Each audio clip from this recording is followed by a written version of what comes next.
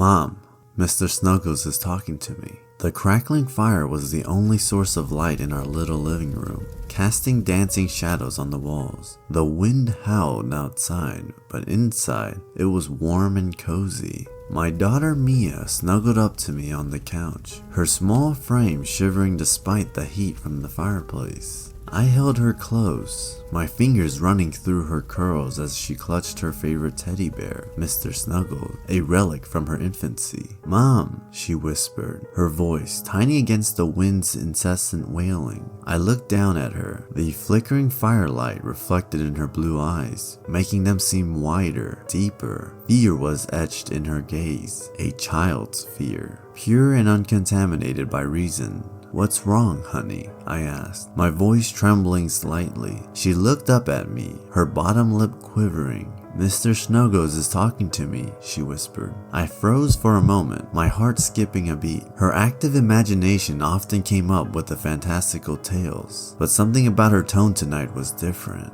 I brushed her fears aside, forcing a smile. "Oh really? What's he saying, honey?" Mia hesitated, her grip on Mr. Snuggles tightening. He says there's someone watching us from the window." A prickle of dread washed over me, making my skin goosebump despite the heat of the fire. I glanced at the window. Through the frosty glass, I saw the dark silhouette of our backyard, distorted by the snow and wind. And for a moment, just a fleeting moment, I thought I saw a figure standing by the window, its shape quickly dissolving into the blizzard outside. An uneasy silence fell upon us. I tried to shake off the irrational fear, telling myself it was just a trick of the light, or maybe just the shadows of the tree branches swaying in the wind. "Sweetie, it's just your imagination," I reassured her, trying to convince myself more than her. "Mr. Snuggles is just a toy. He can't talk." She seemed unconvinced, but didn't argue. We sat there in the flickering firelight, listening to the wind howling outside, both of us holding on to our own unsettling thoughts. After reassuring Mia, I got up and walked towards the window, my heart pounding. I needed to be sure. Peering out into the darkness, all I saw was the whirling snow against the black canvas of the night. No mysterious figure, just a relentless storm, the garden statue, and our old oak tree swaying violently in the wind. Breathing a sigh of relief, I drew the curtains. The figure was just a figment of our imagination, a creation of a sacred child and a mother on the edge from a chilling tale. Returning to the warmth of the fireplace, I tried to calm Mia with a gentle smile, but the tension was palpable. To distract her, I proposed the bedtime story. She nodded, her eyes still wide with unease, but she snuggled closer, her little body seeking comfort against mine. As I started narrating her favorite fairy tale, her grip on Mr. Snuggles relaxed a bit, and her breathing became more regular. As I reached the part where the princess befriends the forest animals, I heard it, a scratch. It was faint, almost lost in the storm's howling wind, but unmistakable. It sounded like it came from the window. My heart thudded in my chest. My eyes involuntarily darted to the curtain-covered window. Mia noticed my reaction, her eyes widening. The scratching grew louder, more persistent. Mia clutched Mr. Snuggles tighter, her little body trembling against mine. Swallowing harder, I got up, my body stiff with apprehension. I tiptoed towards the window, the hairs on the back of my neck standing up as the scratching intensified. With a shaking hand, I drew back the curtain and looked out. I was met with the same scene as before, our backyard swallowed by the blizzard, but this time, the garden statue was missing. In its place was a trail of footprints leading to our back door. Suddenly, the back door creaked open, a chill wind rushing in, carrying with it the sound of the storm and a terrifying realization: we were not alone.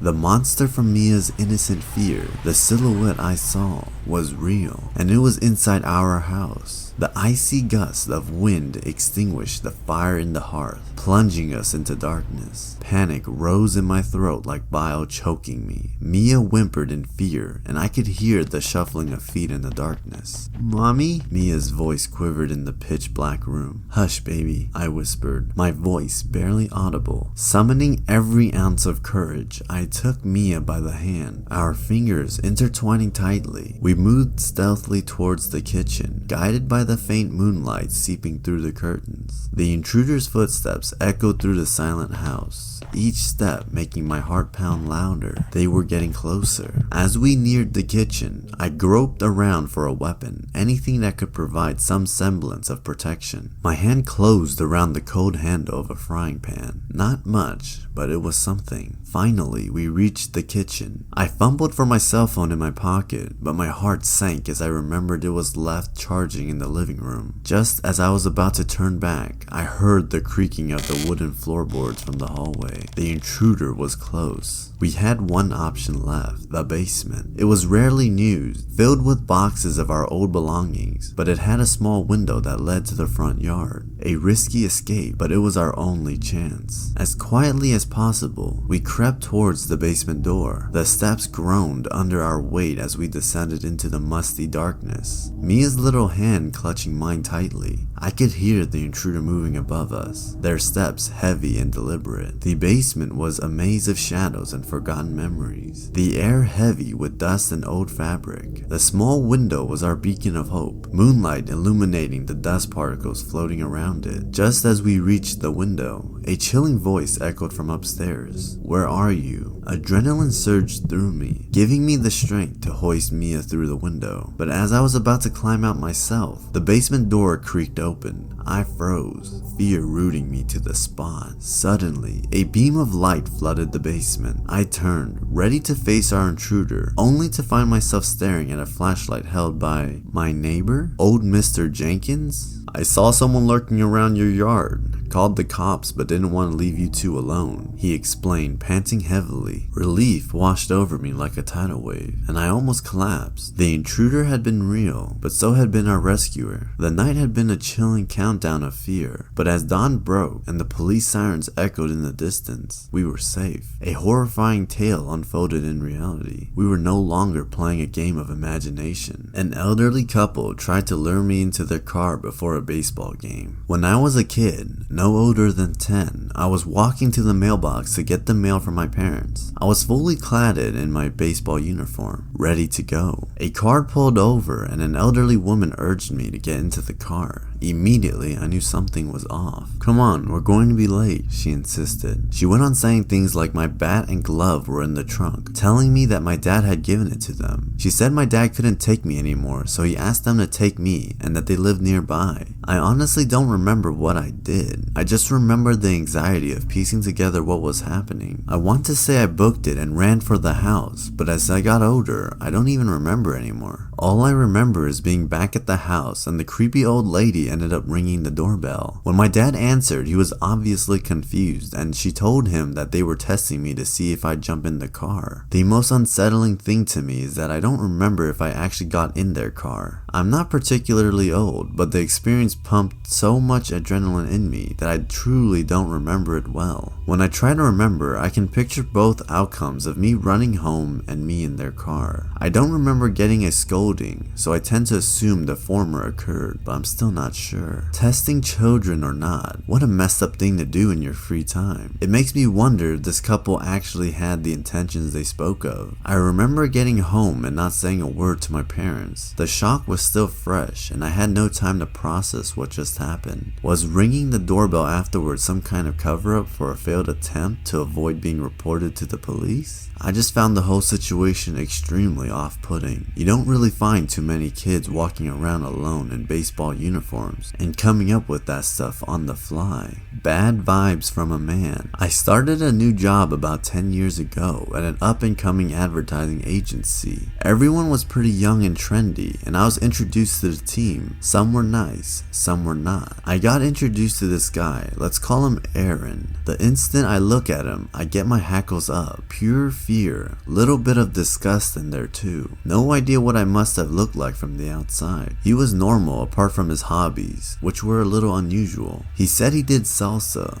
some martial art, and every year took all of his holidays in one block to travel around Asia and a couple of other countries at a time. He said nothing more, and I barely had to interact with him on any projects. But if I had to go get the lift with him, or if I was in early, I just felt this dread. He wasn't weird or awkward at all, and no one gave away that they were feeling the same as me, so I wonder what could have been. It was a deeply animal feeling I had. I was wondering, could it be pheromones? Maybe he reminds me subconsciously of someone I know. It's weirded me out for years. I worked with him for 2 years and I felt it constantly.